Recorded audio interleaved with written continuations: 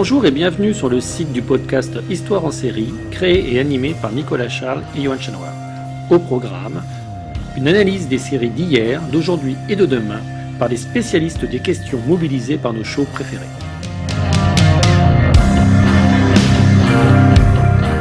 Histoire en série, c'est le podcast qui met en relation histoire, sciences humaines et séries.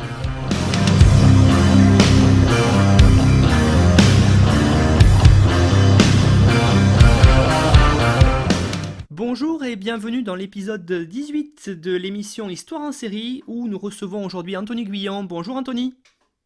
Bonjour Nicolas. Donc Anthony, vous êtes enseignant agrégé en lycée et à Sciences Po, vous êtes docteur en histoire et vous avez soutenu une thèse sur les tirailleurs sénégalais dans l'entre-deux-guerres.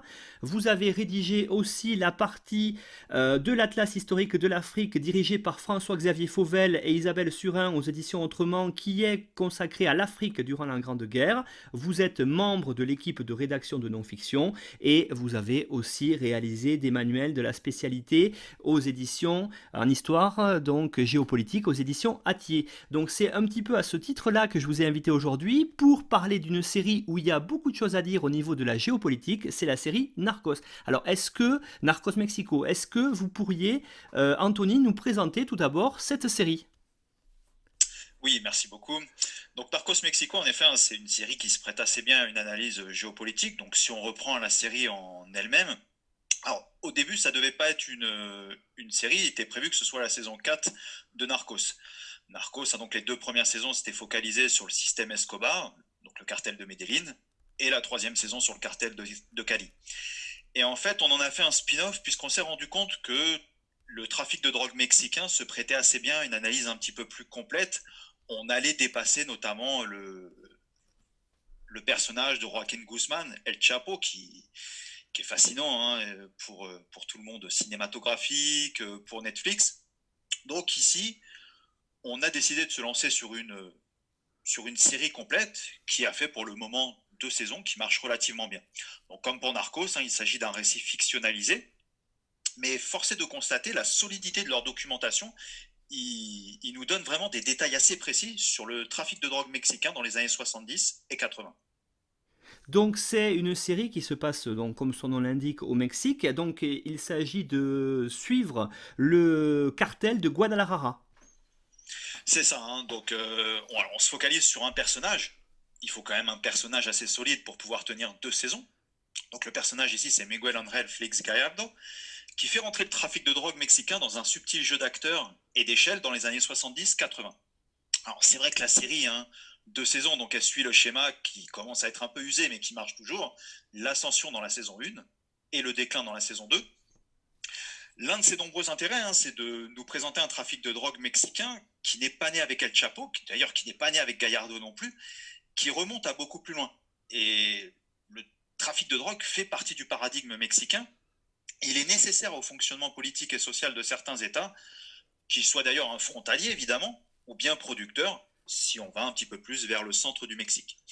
Donc contrairement aux 2 premières saisons de Narcos, où on se concentrait sur le système Escobar, Narcos Mexico va nous montrer un trafic de drogue au Mexique qui entre dans un système de corruption complet, vraiment, qui vérole la politique mexicaine à toutes les échelles. Et on voit ici Gallardo qui intervient, qui tire les ficelles à différents moments, mais c'est jamais le maître du jeu. C'est peut-être ce qui est ici la grande différence avec les 2 premières saisons qui se concentraient sur Escobar. Si on rentre un petit peu plus dans le détail, donc pour les 2 saisons, donc la première saison, elle nous décrit Gallardo un peu comme l'homme qui amène une solution à l'ensemble des trafiquants. Il est originaire du Sinaloa, et donc il fonde le cartel de Guadalajara, qui va exister de 1978 à 1989. Il a une position qui est assez subtile, puisqu'il connaît assez bien le monde du trafic de drogue. C'est un ancien policier, donc il a des contacts dans la police, et il a aussi des contacts dans le monde politique. Et il offre une solution à tous les trafiquants de drogue. 3200 km de frontière avec les États-Unis. Au début, donc, le trafic de drogue mexicain repose essentiellement sur la marijuana, et au fil des épisodes, il va donner une nouvelle ampleur au trafic, puisqu'il apporte une solution au cartel de Medellín, donc il y a une connexion avec Escobar. C'est le moment en fait où la Colombie a affaire à la DEA, donc ça devient très compliqué pour eux d'envoyer de la cocaïne sur les États-Unis, et donc Gallardo apporte la solution. Et c'est lui qui va assurer le transport de la cocaïne bolivienne, péruvienne et colombienne vers les États-Unis.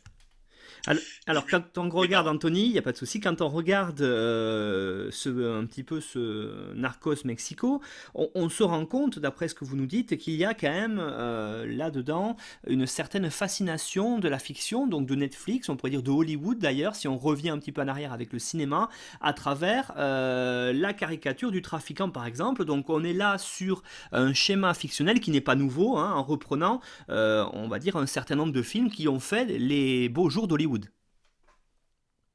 Oui, oui, en effet. Donc, si, si on suit un petit peu hein, les deux séries Narcos, hein, donc celui qui est concentré sur la Colombie et surtout Mexico, bon, bah, évidemment, on est sur quelque chose qui fonctionne. Il y a une fascination qui est réciproque entre Hollywood et la figure du trafiquant, qu'il soit fictif ou réel. Bon, si on commence par le trafiquant, qu'est-ce qu'il a à gagner? Bon, souvent, ce sont des personnages mégalomanes. On pourra le voir avec El Chapo. L'intérêt d'Hollywood, il est évident. Ça marche. Évidemment, on pense tous aux parrains, on pense à Scarface, on pense à American Gangster. La plupart des grands réalisateurs sont passés à un moment ou à un autre par le trafic en drogue. Et aujourd'hui, cela se renforce avec les plateformes, notamment Netflix. Hein, c'est le support, bien sûr, de Narcos. Donc ces films, séries et reportages témoignent d'une vraie fascination du grand public pour le respect imposé par Corleone, auquel les autres chefs viennent baiser la main, ou la capacité de Tony Montana à construire un empire en partant de rien. Et d'ailleurs, la frontière, elle est parfois extrêmement mince entre la réalité et la fiction. Quand El Chapo a été capturé, Sean Penn a été l'interviewé. Et Ridley Scott s'est positionné pour faire un film sur le roi de l'évasion. On parle quand même, hein, si on parle d'El Chapo, on parle d'un homme qui a la tête d'une organisation, qui torture, qui tue, qui kidnappe.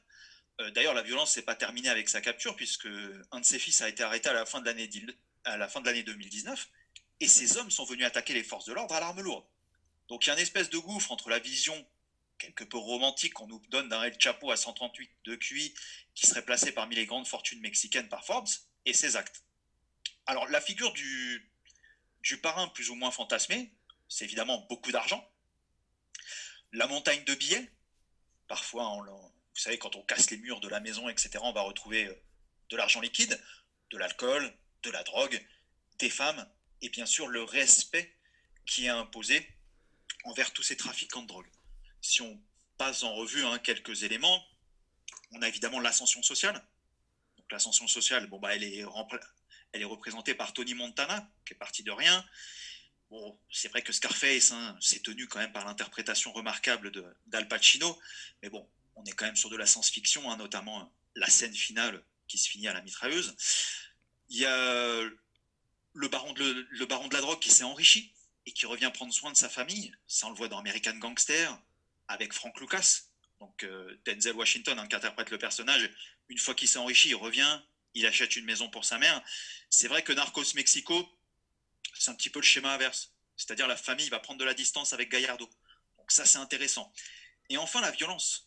La violence, bon, bah, on a du mal à montrer la violence de ces groupes. Quand on regarde Scarface, bon, bah, c'est un film, c'est pas la réalité. Donc on a beaucoup, beaucoup de mal, dans la plupart des films, à retracer la violence des barons de la drogue.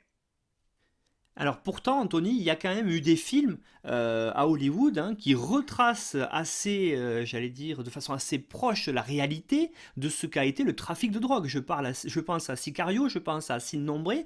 Ce sont des films quasiment documentaires.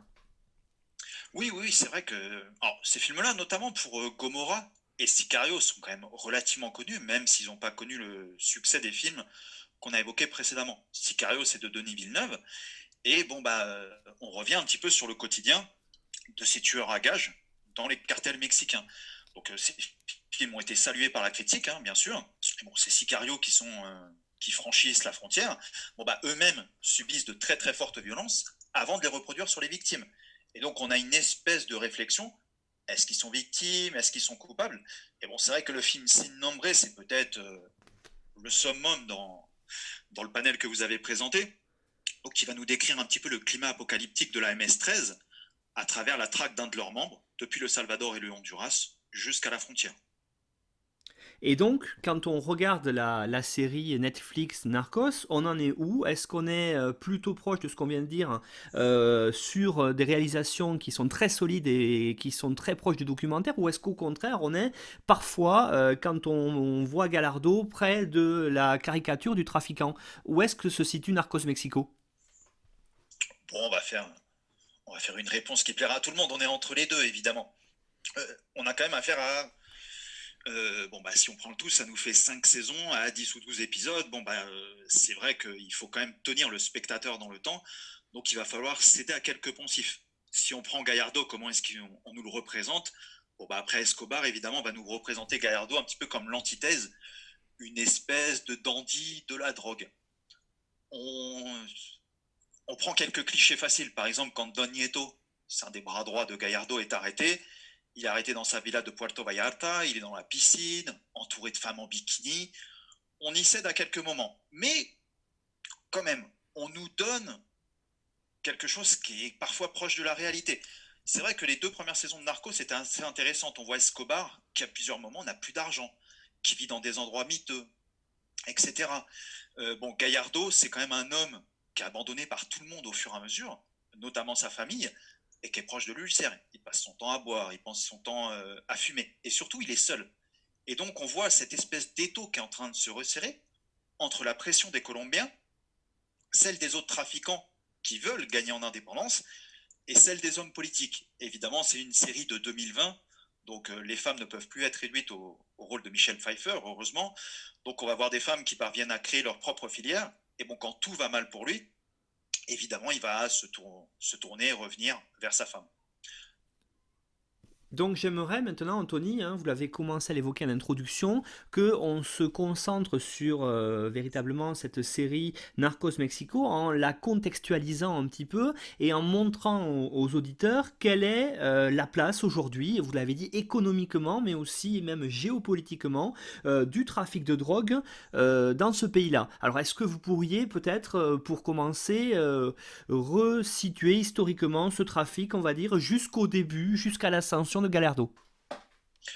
Oui, alors, bon, on peut dire qu'on peut partir du 19e, hein, on trouve des productions de marijuana et de pavot dans les états du Sinaloa, du Chihuahua, du Sonora.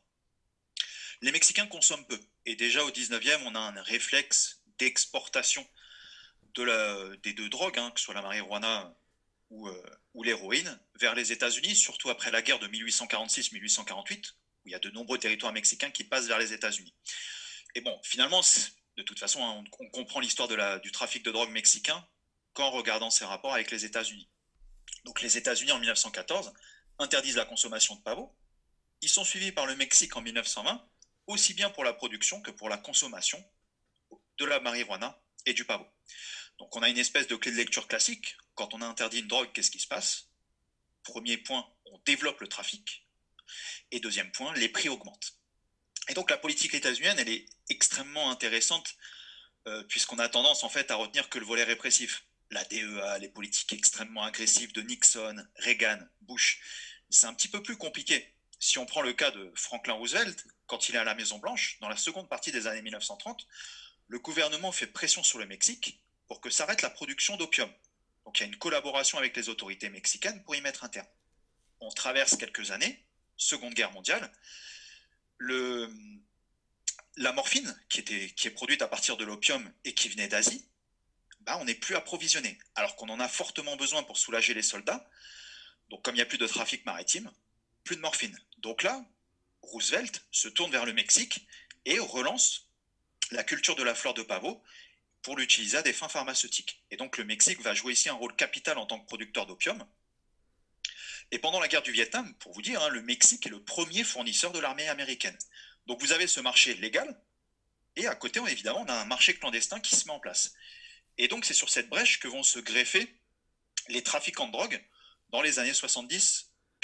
Et finalement, c'est tout le paradoxe, puisqu'au moment où Nixon arrive au pouvoir, et quand on parle de Nixon et de trafic de drogue, c'est à la répression qu'on pense, c'est là où la filière entre le Mexique et les États-Unis fonctionne, fonctionne de manière la plus efficace, où on a des grandes quantités de drogue qui arrivent.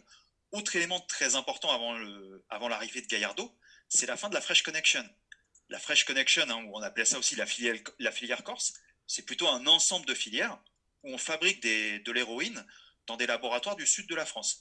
Nixon a collaboré avec Pompidou, ils ont mis fin ensemble à cette filière, et bon, pour vous donner un chiffre, c'est à peu près 80% de la consommation d'héroïne des États-Unis.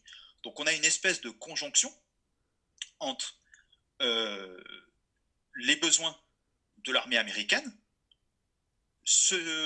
la fin de la French Connection et une hausse de la consommation dans les années 70 pour des éléments culturels que nous verrons un petit peu plus tard. Donc, ce qui est intéressant aussi, d'après ce que vous avez dit tout à l'heure, c'est de voir dans cette série Narcos, les 3 premières saisons sont consacrées à Escobar, donc qui est très connu, j'allais dire mondialement connu, et le spin-off Narcos Mexico qui est consacré à Gallardo, qui est peut-être un petit peu moins connu. Alors, est-ce que ça serait peut-être pas le moment, Anthony, de nous faire une petite comparaison de ces deux parcours-là et de voir justement, finalement, quelle a été l'importance de Gallardo sur le Mexique? Oui, alors c'est vrai que la comparaison elle est intéressante et bon, c'est le mérite de la série. Ils n'ont pas cédé à la facilité puisque évidemment, trafic de drogue, bah, Pablo Escobar est quand même profondément vendeur pour le cinéma. On aurait pu se concentrer sur Totorina en Sicile, qui a un parcours complètement apocalyptique, ou Guzman, hein, qui est très à la mode en ce moment. Et donc bon, Gallardo, voilà, c'est l'homme des solutions. Il arrive dans un système ultra corrompu. C'est des soucis en moins pour les cartels, c'est un enrichissement pour les hommes politiques mexicains. Et pour les trafiquants de drogue mexicains, ça va permettre de faciliter l'exportation. Si on compare les deux hommes, bon, on va pas faire une différence comparaison, un tableau, mais bon, première différence évidemment, c'est le produit au départ. Gallardo, c'est de la marijuana, donc ça se vend relativement bien, mais ça rapporte de l'argent, mais pas autant que la cocaïne. Évidemment, hein, Escobar, tout repose sur la cocaïne qui vient au début essentiellement de Pérou et de Bolivie, avant qu'on en fasse dans le sud de la Colombie. Donc les deux évidemment vont avoir à faire face à la DEA. Et bon, au moment où il y a la répression qui se met en place en Amérique centrale et en Amérique du Sud, on a besoin d'hommes plus innovants, plus intelligents, plus rusés, plus déterminés aussi. Et c'est là que vont apparaître ces personnages d'Escobar et Gallardo qui prennent la tête des trafiquants de drogue, qui vont leur apporter différentes solutions. Généralement, hein, ce qu'ils font, c'est qu'ils exportent la drogue pour tous les autres trafiquants du pays et ils vont percevoir un pourcentage. Donc la répression va obliger les producteurs et les trafiquants à se cacher. Donc on a besoin vraiment, hein, d'une meilleure organisation. Et ces deux hommes, on peut dire tout ce qu'on veut, hein, sur le côté violent, mais c'est ça aussi leur force, c'est qu'ils apportent une solution dans un contexte qui est extrêmement compliqué. Et donc, ce contexte, justement, il est intéressant parce qu'on est dans un pays qui est assez troublé politiquement, un pays qui apparaît pour nous, j'allais dire, Européens, hyper violent. Qu'est-ce qu'il en est, d'après ce que on peut voir à travers la série, puis peut-être recontextualiser cette arrivée, j'allais dire, au pouvoir dans le cartel de Gallardo. Oui, alors, bon, Gallardo, hein, encore une fois, il va, il va s'appuyer sur des liens qu'il va avoir dans le monde politique par le biais de la corruption. Donc à chaque fois qu'il franchit un seuil dans la quantité ou dans la forme de la drogue, etc., il est obligé de s'adresser à des autorités supérieures. Donc bon, on commence avec la marijuana, avec de la corruption locale, et évidemment, quand il doit apporter une solution aux trafiquants de drogue colombiens, on parle de tonnes ici, hein, ce sont des tonnes d'héroïne qui doivent passer de l'autre côté de la frontière. Il faut, il faut des hommes d'un niveau de corruption beaucoup plus élevé. Il faut qu'ils soient à Mexico et on ne peut plus corrompre quelques hommes à l'échelle locale. Donc c'est vraiment sur tout ce système de corruption qu'il arrive à se greffer et d'ailleurs que retrace assez bien Narcos Mexico. Plus il gagne d'argent, plus le système de corruption est complexe et plus il doit sortir d'argent pour satisfaire différentes personnes. Oui, donc on voit, hein, c'est quelque chose qui est très entremêlé. On va y revenir sur ce poids de la corruption parce que je pense qu'effectivement cette série Narcos Mexico c'est une bonne porte d'entrée pour aborder la complexité à la fois sociale et politique de ce pays qui peut apparaître troublé que le Mexique. Alors j'aimerais qu'on revienne sur la violence et que vous me parliez d'un moment important qui est l'affaire Camarena. Oui, oui, alors c'est vrai que bon, quand on est dans la comparaison Gallardo-Escobar, on se dit que Escobar est beaucoup plus violent. C'est un petit peu plus compliqué, hein, évidemment. Bon, Escobar, il y a eu des meurtres d'hommes politiques. Donc bon, Gallardo paraît moins violent, mais c'est juste qu'il est un petit peu mieux contrôlé par les hommes, politiques. Bon, la violence, elle est nécessaire. Donc on voit ici un homme qui est au courant de ce qui se passe, qui des fois va laisser faire les vengeances entre les trafiquants mexicains, et qui doit aussi utiliser la violence à certains moments pour pouvoir, faire en sorte que son système fonctionne. On n'est quand même pas sur le système de Totorina en Sicile. On n'est pas sur un tel degré de violence dans le fonctionnement Gallardo. Attention, je ne parle pas à l'échelle locale. Donc, bon, plus le trafic augmente, plus les violences augmentent, et c'est surtout que la DEA va s'intéresser aux États-Unis. Et donc la première saison, elle est focalisée sur un duel entre Gallardo et un agent de la DEA, Enrique Camarena. Donc lui, son histoire, elle est complètement vraie. Gallardo a toujours nié, à l'heure actuelle il est en prison, il a toujours nié être responsable du meurtre. Mais dans la saison, on voit que il est un petit peu contraint par les hommes politiques, mais il finit par assumer la décision. Donc Camarena, il est surtout connu pour avoir fait tomber une exploitation de plusieurs centaines d'hectares de marijuana. Ils sont intervenus donc avec la police et les autorités mexicaines. Ils ont brûlé toute la production sur place, et donc beaucoup d'hommes y ont perdu d'argent, y compris des hommes politiques. En février 1985, on retrouve son corps dans un état terrible. Il a été battu, il a été torturé. On voit aussi qu'on lui a injecté des drogues pour qu'il tienne la torture. L'autopsie montre que les côtes ont été brisées. Il a eu le visage écrasé. On lui a même percé un trou dans le crâne avec une perceuse. Donc la violence est terrible, et ce que nous montre la série, c'est qu'elle a été assumée par Gallardo. Et bon, ce qui est très intéressant, c'est fin de la saison 1, début de la saison 2, c'est la répression de la DEA qui va parvenir à arrêter tous les bras droits de Gallardo, comme Don Nieto, Rafa Quintero. Et bon, Gallardo tient, mais uniquement parce que les hommes politiques restent derrière lui pendant un certain temps. Alors, ce qui est intéressant à travers Narcos Mexico, c'est aussi de parler, j'allais dire, d'un produit sur le plan géopolitique, c'est la drogue, qui est un produit, vous avez commencé à l'évoquer avec la French Connection, qui est un produit qui s'est mondialisé, on va dire, dans les années 60-70. Je crois qu'on est à peu près dans la série à ce moment-là de la mondialisation. Alors, ce qui serait intéressant, justement, c'est peut-être que ce qu'on fait pas ce qu'on fait pour d'autres produits en géopolitique, mais pas pour celui-là, c'est de comprendre, de faire comprendre comment on peut voir tout cela à travers la série. Alors j'aurais aimé, Anthony, que vous commenciez par parler de toute la chaîne de production, comment elle fonctionne et comment elle apparaît dans la série, c'est-à-dire, j'allais dire à peu près, comment est-ce qu'on passe d'un produit agricole jusqu'à la fin pour les grands revendeurs comme Gallardo, comment est-ce que l'argent est reblanchi. Oui, en effet, c'est ce qui est vraiment intéressant, c'est qu'on pourrait l'aborder, on le fera pas évidemment, mais on pourrait l'aborder comme un produit mondialisé, du style l'iPhone, le Levi's, le Nutella. Donc ici, alors, c'est bien le format série, c'est-à-dire on va s'attarder sur la production, on réfléchit à la qualité, etc., les lieux, le climat, le savoir-faire, quels sont les marchés les plus intéressants sur lesquels il faudrait distribuer. Bon, la réponse, elle est vite donnée, hein, pour le Mexique quand on a les États-Unis au nord.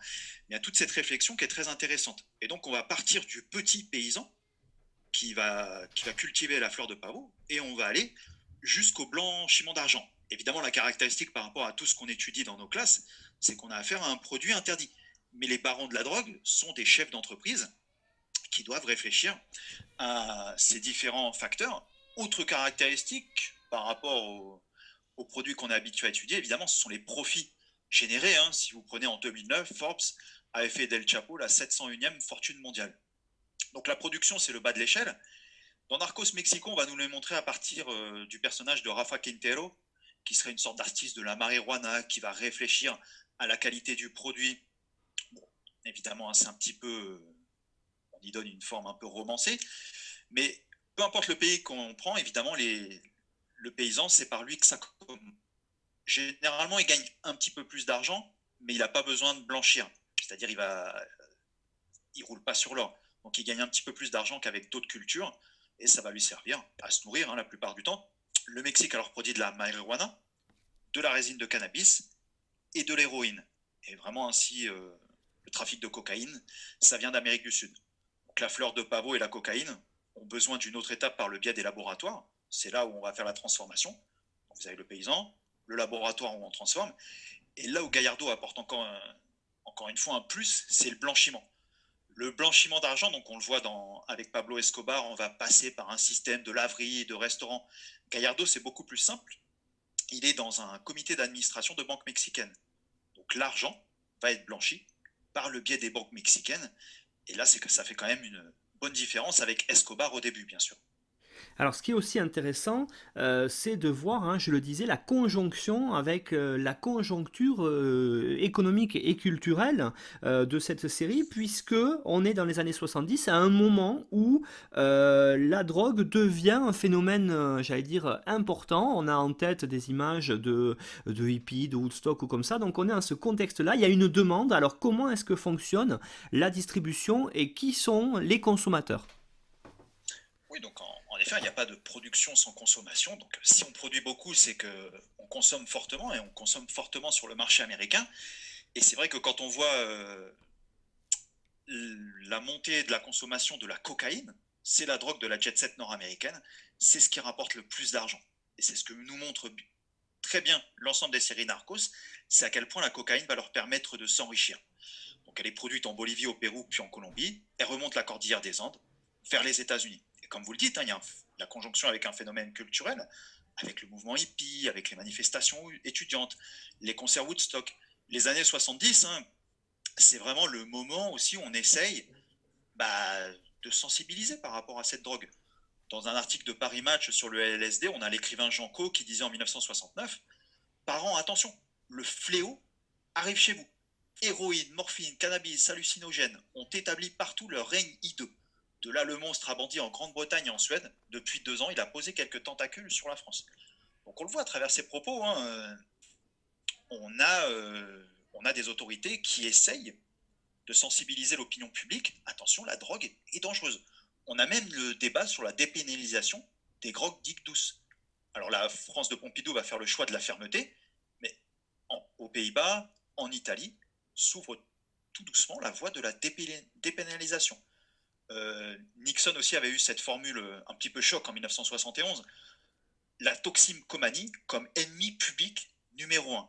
Et donc, ce qu'il faut vraiment voir ici, dans les années 70, c'est qu'on a plus de production parce que la consommation augmente fortement. Et tout à l'heure, hein, on parlait de la fermeture de la French Connection. C'est pour ça qu'on va basculer vers l'Amérique latine pour se fournir.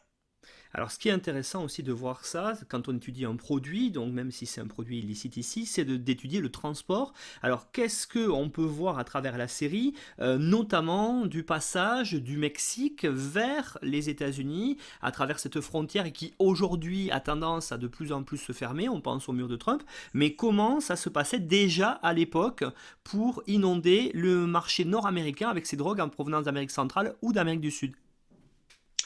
Oui, alors finalement, le transport au début est extrêmement facile. Alors, ça, on va le voir surtout dans les 3 premières saisons, plutôt les 2 premières, d'accord. D'ailleurs, dans le système Escobar, c'est-à-dire, suffit d'une flotte d'avions et on amène la drogue, en particulier vers Miami. C'est le gros lieu d'écoulement pour la filière colombienne. Mais quand la DEA commence à s'attaquer à Escobar, surtout qu'ici, hein, la DEA, dans la lutte contre Escobar, elle bénéficie d'un soutien des autorités politiques parfois. Donc c'est un petit peu plus facile pour elle, et à un moment, Escobar ne peut plus. C'est-à-dire, en fait, les pertes sont trop élevées et il ne gagne plus assez d'argent. Donc du coup, on va chercher d'autres voies. Et c'est là que le Mexique apporte la solution. Comme vous l'avez dit, hein, on nous parle de murs, etc., mais 3200 km de frontières. Ça laisse quand même de nombreuses opportunités. Et donc, quand Gallardo, hein, arrive, fin des années 70, années 80, la frontière est très facile à passer. Et donc, on va la passer par le biais des avions. Donc ici, c'est Amado Carrillo Fuentes qui s'occupe de ça. Il a une flotte d'avions qui va transporter la cocaïne des cartels colombiens, puisque là, on parle de tonnes. Sinon, on a une circulation quotidienne, par le biais des automobiles, par le biais des femmes mexicaines, de certaines, qui vont travailler chaque jour de l'autre côté de la frontière. Elles amènent quelques centaines de grammes, 1 kilo, dans le sac à main, chaque jour. Et évidemment, bien sûr, on ne peut pas parler de transport de la drogue entre le Mexique et les États-Unis, sans parler des narcotuneles, hein, qui sont incarnés par El Chapo dans la série, puisque El Chapo, on le voit apparaître dès la saison 1. C'était pas vraiment un bras droit, mais c'était un homme qui était dans le cartel de Guadalajara. Et on va voir un petit peu d'ailleurs son ascension dans les 2 saisons, hein, ce qui nous ferait une formidable saison 3 ou saison 4 autour de ce personnage. Bon, bah, on voit qu'il a acheté 2 bâtiments de chaque côté de la frontière. Et aujourd'hui, il suffit de taper narco-tunnel sur un moteur de recherche. Généralement, ils font 500 mètres de longueur. Ils passent sous la frontière. Vous avez des rails, de l'électricité, des ascenseurs. Et là, on va passer de la drogue en très grosse quantité. Et donc, l'imagination des narcos, ce qu'on voit très bien dans la série, c'est qu'elle est sans limite pour passer la drogue de l'autre côté. Et, en tout cas pour les Mexicains, ça semble pas compliqué dans la série. Alors justement, ce qui est intéressant dans Narcos Mexico, c'est d'appréhender, je le disais tout à l'heure, hein, la réalité de ce pays assez complexe au niveau politique, mais aussi au niveau social qu'est le Mexique. Alors c'est vrai que c'est un pays touristique, je pense au site Maya, je pense aux plages de Cancun, mais il y a l'autre côté, j'allais dire le côté obscur du pays, qui est celui, par exemple, d'un pays très marqué par la corruption, et ça, Narcos Mexico le met très bien en avant. Oui, oui, alors c'est vrai que vous le disiez tout à l'heure, c'est un peu dommage en fait que depuis l'Occident, on est la vision d'un pays où on risque juste de se faire kidnapper ou assassiner. C'est beaucoup plus complet. Vous avez parlé du tourisme. On est quand même sur un pays qui est extrêmement grand, hein. Quand on va dans le sud, vers le Chiapas, etc., bon, on a des zones extrêmement touristiques, on a la côte Pacifique, la côte Atlantique, qui sont complètement différentes. Mais au-delà de la violence, c'est vrai que c'est la corruption qui va empoisonner la société mexicaine. Et on peut dire que le Mexique est un narco-État. Ce ne sont pas quelques cas isolés, mais c'est vraiment un système. Et en fait, Gallardo, quand il est lâché par les autorités mexicaines, c'est là qu'il se fait capturer. Donc la corruption, c'est vraiment à toutes les échelles, ce qui explique aussi que la confiance, elle est complètement rompue, si on quitte la série, hein, entre la population et l'État depuis un certain moment. Et on ne sait pas comment faire contre les trafiquants de drogue. Donc pendant longtemps, ce qu'on voit dans la saison 2 de Narcos, c'est qu'il y avait une entente. Il y a une entente notamment avec le PRI. Ça a longtemps été une sorte de parti unique au Mexique. Gallardo va aider à l'élection du candidat pour la présidentielle. Donc il y avait une espèce d'entente. Le Mexique repose sur le clientélisme. Si on veut la paix, il faut que chaque clientèle ait de l'argent et des fonctions politiques. Et ça, c'est malheureusement, hein, c'est la triste réalité. Donc on espère pacifier les rapports sociaux si tout le monde a une part du gâteau sur les hommes dominants. En 2007, on change complètement de registre. Quand Vicente Fox et Philippe Calderón sont devenus présidents, eux, ils ont déclaré la guerre sans merci. Bah, la violence a augmenté. C'est-à-dire sans la corruption, bon, il y avait toujours un peu de corruption évidemment, mais la violence a augmenté. Et c'est ce qu'on voit dans l'assassinat de Camarena. Camarena, les hommes politiques, l'armée, etc., certains hommes sont responsables de sa mort. Autre chose, dans les années 1990, en fait, on assiste à une décentralisation. C'est aussi pour ça que l'ère des barons est terminée. Gallardo, c'est plus possible. Il va falloir des barons régionaux, comme Guzman, etc., même si plus tard il unifiera les différentes filières. C'est-à-dire la corruption, elle va plus se faire au niveau national, elle va se faire au niveau régional. On le voit très bien en 2014 avec l'affaire des étudiants d'Iguala. Donc c'est 43 étudiants qui avaient été tués par un cartel, mais dans des conditions absolument atroces, alors que le maire et son épouse avaient fui la ville avec des mallettes remplies d'argent. Donc on a une corruption qui est tombée à l'échelle locale. El Chapo, hein, lors de son procès à New York, il a accusé Peña Nieto, donc Peña Nieto c'était le dernier président, et également Felipe Calderón, d'avoir touché des centaines de millions de dollars de pots de vin. Et bon, bah, malheureusement, il a probablement pas tort. Et donc son cas est absolument emblématique, hein, pour El Chapo.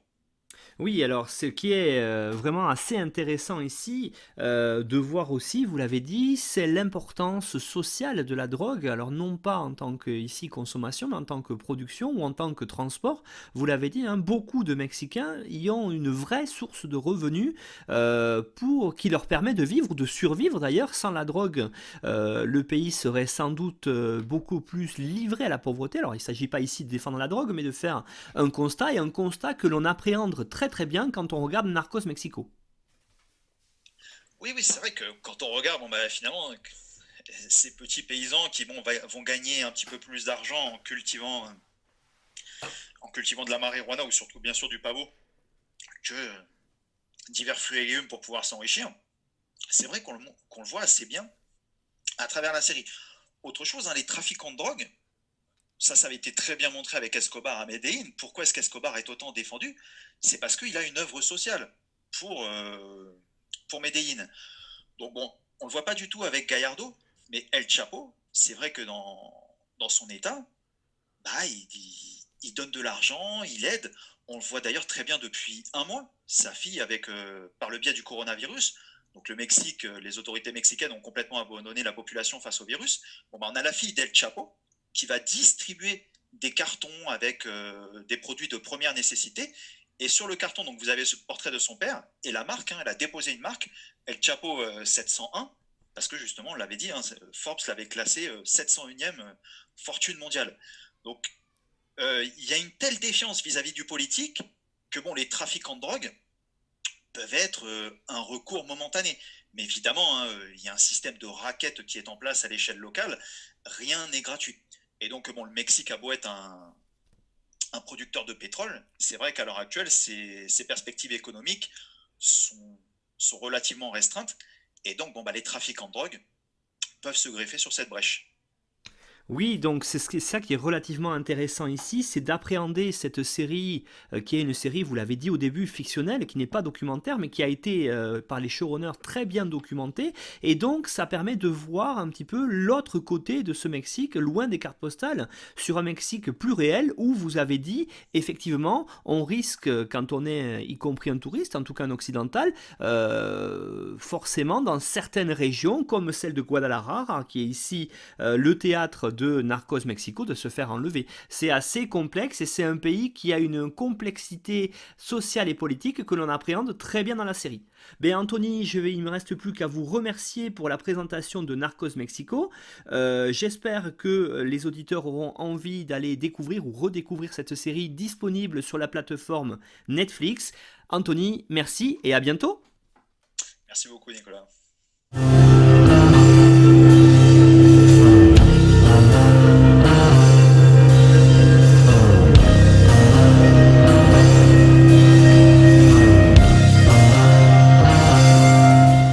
Retrouvez-nous sur Twitter @Histoire en série pour connaître le programme à venir ainsi que des conseils bibliographiques.